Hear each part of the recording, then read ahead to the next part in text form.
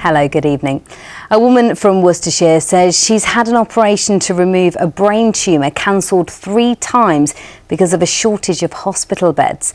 Emily Bennett was supposed to have the procedure at the Queen Elizabeth Hospital in Birmingham on Monday, but was again let down. The hospital says it's because of unprecedented demand on emergency care. Even the simplest of tasks, Emily Bennett struggles to carry out alone. She needs surgery to remove this tumour that's putting pressure on her brain. She was supposed to have the procedure in December. That operation was cancelled, and so were 2 others. The first time we understood because they needed a bed for somebody else. And the second time we actually made it up to the QE because they did MRI scans. They kept me in overnight. And they did blood tests, all these different tests.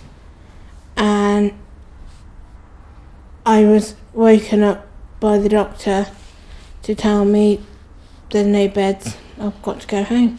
Emily was 8 when she was first treated for a brain tumour. Now 24, she also suffers with epilepsy and is blind in her right eye. Her mum and carer Linda provide her with 24-hour care at her home in the village of Fernhill Heath near Worcester. They say delays in removing the tumour are making Emily's condition worse. You have to watch her all the time. And just little things like making a sandwich. She seems to have lost the skill of making a sandwich, putting the butter on the bread and things like that. And it's all down to this tumour growing in her head now. And the neurosurgeon really wanted this removed.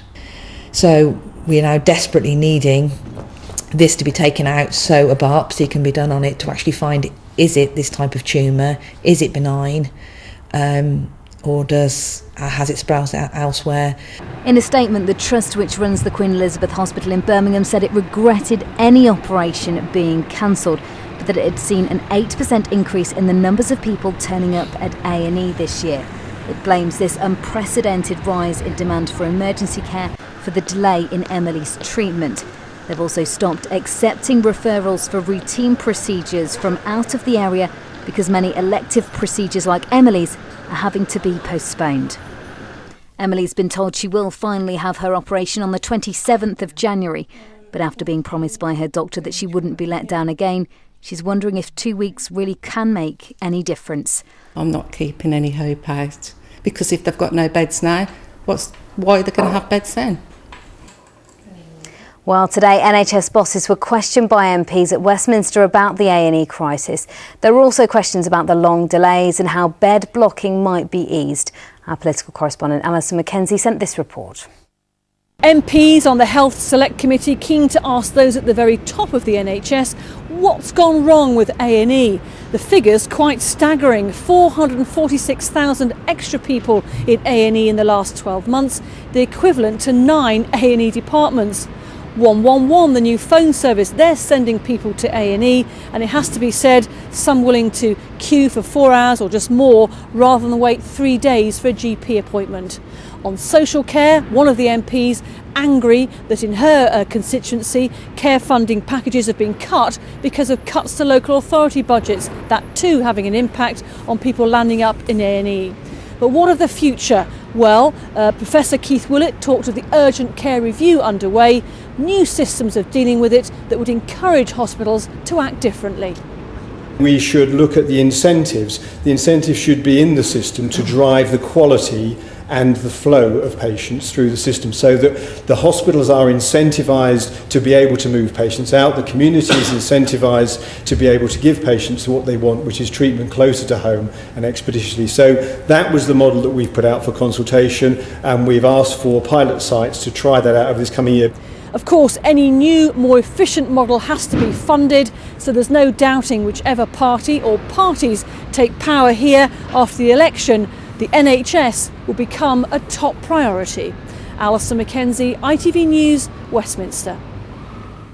Classmates of a 6-year-old boy from Warwickshire who's recovering after a plane crash have recorded get well messages for him to listen to while he's in hospital. Lewis Tonkinson and his wife Sally from Cookhill near Ulster died in the crash in Hampshire earlier this month. Their son George is currently being treated at a hospital in Birmingham and is said to be making a miraculous recovery. He broke into a smile when hearing his classmates' messages. You can hear them in full on our website itv.com/central. Now, tributes have continued to pour in today for the former Wolverhampton Wanderers owner Sir Jack Hayward, who died yesterday at the age of 91. He was a lifelong fan of the club and is credited with saving it from financial ruin. Today, fans and former players added their voices to the already huge outpouring of affection for the businessman whose base was in the Bahamas, but whose heart remained at Molineux. From there, Andy Bevan sent this report. Wolverhampton Wanderers united in grief. Players and fans stood silent for 60 seconds before last night's FA Cup third-round replay against Fulham, all of them remembering Sir Jack Hayward. Outside the Molineux this morning, flowers and simple messages of thanks for the man whose lifelong love for the club and business acumen allowed him to go from fan to owner. Sir Jack may have lived and worked thousands of miles away in the Bahamas, but his heart stayed in his native Wolverhampton, reminders of home never far from his side. Even when he sold the club to the man in the middle of this photo, Steve Morgan, for just £10, he secured a promise of millions more in investment for the club. The other man in the picture is Wolves' greatest goal scorer, Steve Bull. Now retired from the pitch and a restaurateur, he remembers Sir Jack as a boss, a colleague and a friend. He weren't in it for the money. I don't think so. He's gold and black through and through, black country person, you know what I mean? And he loved actually coming back to the black country, and that's one of the best things about him, you know what I mean? Like you said, chairmans these days just come in, float in, float out, float in, float. He was there as a permanent basis at Wolves. Few club owners stay popular with fans for long, but Sir Jack was different.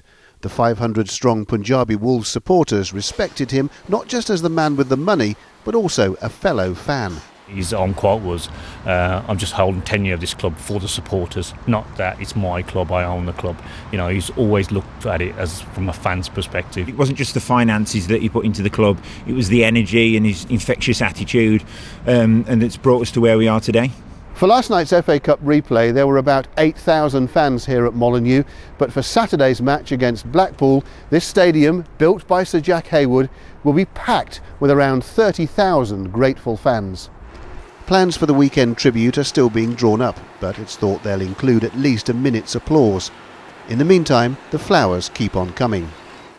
Many fans will no doubt take a tour of the club's museum before the match, fathers telling sons about the man who saved the Molineux. That's how they see it. The man himself, meanwhile, when asked to sign the visitors' book here last year, simply wrote, "Glad to have helped." Andy Bevan, ITV News.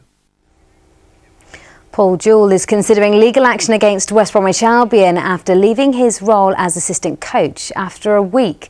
The former Ipswich and Derby boss was appointed by Tony Pulis last Tuesday. The club announced former QPR manager Jerry Francis is joining the backroom team shortly after Jewell's departure. New images of what Birmingham's Centenary Square could look like have been released by the City Council. 2 architectural practices from the city are among 5 shortlisted to redesign the square outside of the Library of Birmingham. These designs beat 180 others, and the finalists will now develop their concepts before they go on public display in May. Entries came in from all over the world. The winning design will be chosen by a panel in June. Now, a quick reminder tonight that if you haven't done so already, you can download our brand new app. So wherever you may be in the Midlands, with the new ITV News app, you can get the news that's happening near you or keep up to date with the latest national stories while you're on the move. That's the ITV News app, available for download for free right now. So it's been a busy few days on the weather front. Let's see what it's looking like for the next 24 hours with the details. Here's Lucy Kite.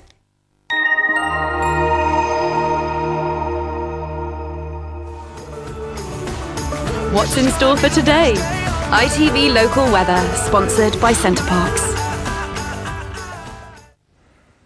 Hello, well it's all about the stormy weather tonight, as you may have noticed. Gale force gusts of wind and heavy rain spreading eastwards. You can see the rain here on the radar. It's moving fairly quickly, but it's accompanied by a really strong wind, gale force gusts of wind, and there are Met Office weather warnings in place for that. The rain will clear through the day tomorrow to leave us with a few sunny spells and some wintry showers.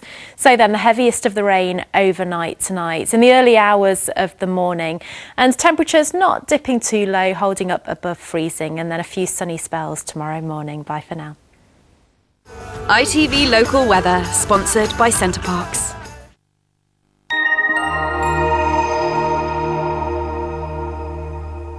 And that brings you up to date with the news and the weather this Wednesday evening. Don't forget, for plenty more details on all our stories, you can check the website as always.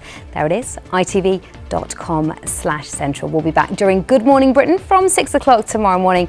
But from the late team, do have a lovely evening. For now, bye-bye.